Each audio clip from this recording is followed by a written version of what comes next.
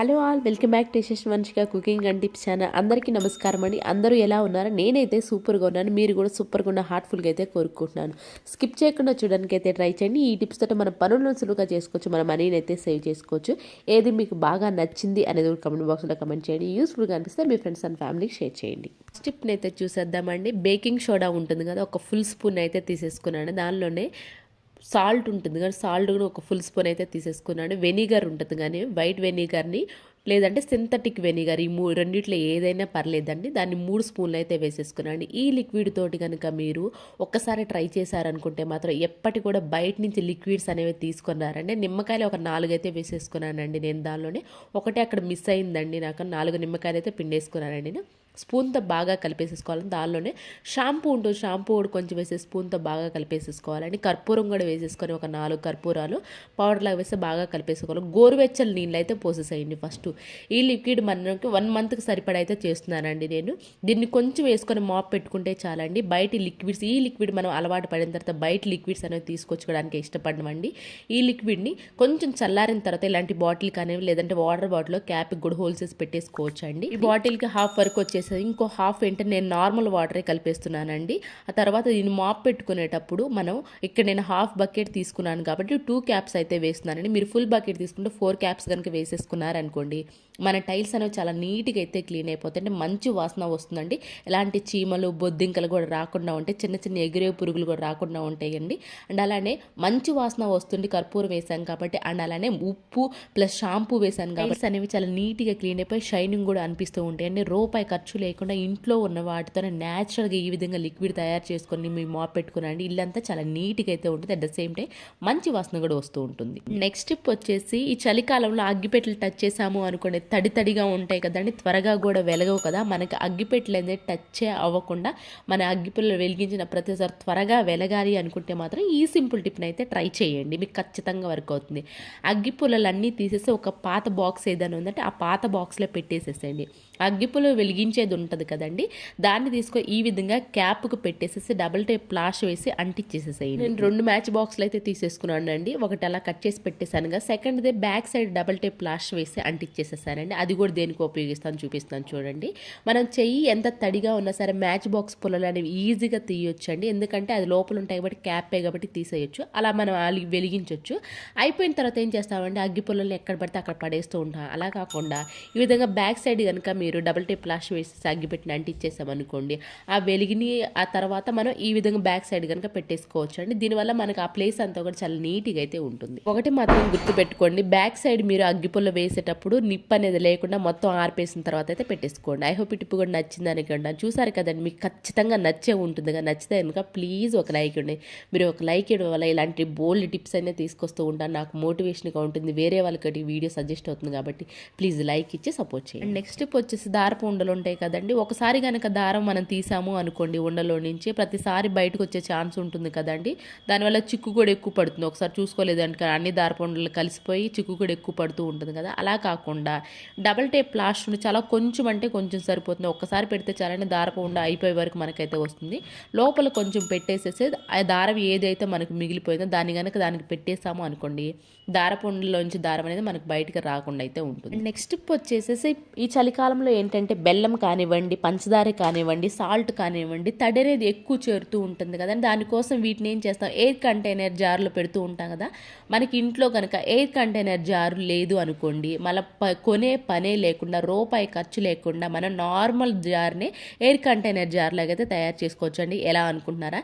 ఈ విధంగా క్యాప్ దగ్గర మనకి ప్లాష్ ఉంటుంది కదండి, ప్లాష్ కనుక వేసేసాము, ఆ తర్వాత క్యాప్ పెట్టేసుకున్నామే అనుకోండి, చాలా టైట్గా ఉంటుంది. ఎయిర్ కంటైనర్ జార్ అనేది ఇంట్లోనే తయారు చేసుకోవచ్చు అండి. ఎవరికన్నా యూస్ఫుల్గా అనిపిస్తే మాత్రం ఇది ట్రై చేయండి, మీకు ఖచ్చితంగా వర్క్ అవుతుందండి. ఏదైనా ఎయిర్ కంటైనర్ బాక్స్లో పెట్టాలి అనుకున్నప్పుడు ఈ విధంగా ప్లాష్ వేసి పెట్టేసేసండి, మీకు ఖచ్చితంగా అయితే వర్క్ అవుతుంది. ఐ హోప్ ఈ టిప్ కూడా నచ్చిందని. నచ్చితే కనుక ప్లీజ్ మీకు ఏది బాగా నచ్చింది అనేది కామెంట్ బాక్స్లో కమెంట్ చేయండి. నెక్స్ట్ టిప్ వచ్చేసి, ఆయిల్ ప్యాకెట్ ఉంటుంది కదా. ఇక్కడ ఆయిల్ ప్యాకెట్ ఉంది. నేను ఫస్ట్ ఆయిల్ అంతా అయిపోయిన తర్వాత నీట్గా వాష్ చేసేసుకున్నానండి. మీరు పాల ప్యాకెట్ ఉన్న పాల ప్యాకెట్ని ఆ కవర్ని కూడా తీసేసుకోవచ్చు అండి. అగరబత్తిని వేడి చేసామని కొంచెం మనం హోల్స్ చేసుకోవడానికి చాలా ఈజీగా అయితే ఉంటుంది. ఈ విధంగా హోల్స్ చేసేసుకున్నాను. దేనికి ఉపయోగిస్తాం అనుకుంటున్నారా?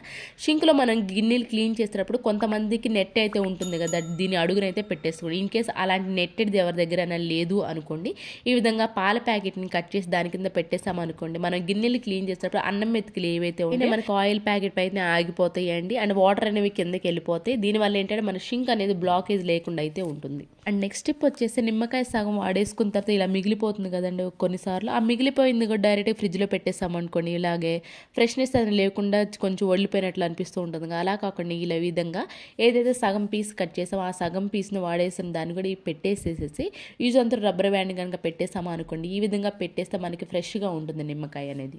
నెక్స్ట్ స్టెప్ వచ్చేసి మనం చేసే చిన్న చిన్న మిస్టేక్ వల్ల షింక్ అనేది బ్లాక్ అవుతుందండి. అలా బ్లాక్ అవ్వకుండా ఉండాలంటే ఏ టిప్స్ ఫాలో అవ్వాలి, at the same time block అయిన దాన్ని సింపుల్గా మన ఇంట్లో న్యాచురల్గా ఎలా క్లీన్ చేసుకోవాలో చూద్దామండి. ఫస్ట్ మనం చేసే మిస్టేక్ ఏంటి అంటే, ప్లేట్స్లో మనం చిన్న చిన్న ఎండుమిర్చిగా చిన్న చిన్న అన్నం మెతుకులేగానే వదిలేస్తూ ఉంటాం కదండి, కానీ అస్సలు అలా చేయకూడదు. హెయిర్ ఉన్నా కానివ్వండి, లేదు అంటే ఎండుమిర్చి ఉన్న అన్నం మెతుకులైనా ఫస్ట్ కవర్లో వేసేసేయండి. ఆ తర్వాత మాత్రమే మనం షింకులు ఎవరైనా గిన్నెలు క్లీన్ చేసుకోవాలంటే ఈ విధంగా తీసేసి క్లీన్ చేయాలి. కొంతమంది వాష్ ఏరియాలో అయితే క్లీన్ చేసుకుంటూ ఉంటారు కదండి, అలాంటి వాళ్ళు కాకుండా ఈ టిప్స్ అనేవి షింకులో క్లీన్ చేసుకునే వాళ్ళకండి. ఈ విధంగా ఉన్నప్పుడు మాత్రమే షింక్ అనేది క్లీన్ చేసుకోవాలండి. వచ్చేసి షింకులో కొన్నిసార్లు మనకి ముఖ్యంగా ఇలాంటి స్టీల్ షింక్లో తుప్పు మరకలు పడుతూ ఉంటాయి, కొన్నిసార్లు బ్యాడ్ స్మెల్ కూడా వస్తూ ఉంటుంది కదండి.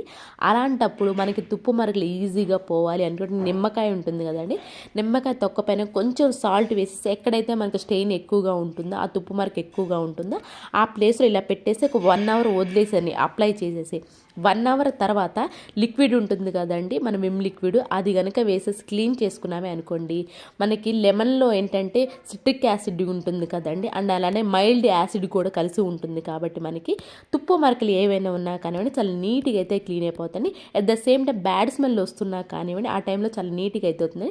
మనం క్లీన్ చేసుకున్నప్పుడు ఈ పార్ట్ని కూడా క్లీన్ చేసుకోవాలండి మనం ఖచ్చితంగా. ఇలా పాత బ్రష్ ఏదైనా ఉంది అనుకోండి, పాత బ్రష్తో మనం స్క్రబ్బర్తో పెట్టి క్లీన్ చేస్తే పోదండి, అక్కడ ఆ ప్లేస్లో ఏంటి అంటే పాత బ్రష్తో క్లీన్ చేయడం చాలా నీట్గా అయితే క్లీన్ అయిపోతుంది. నెక్స్ట్ టిప్ వచ్చేసి షింక్ బ్లాక్ అయినప్పుడు ఏ విధంగా న్యాచురల్గా క్లీన్ చేసుకోవాలో చూద్దామండి.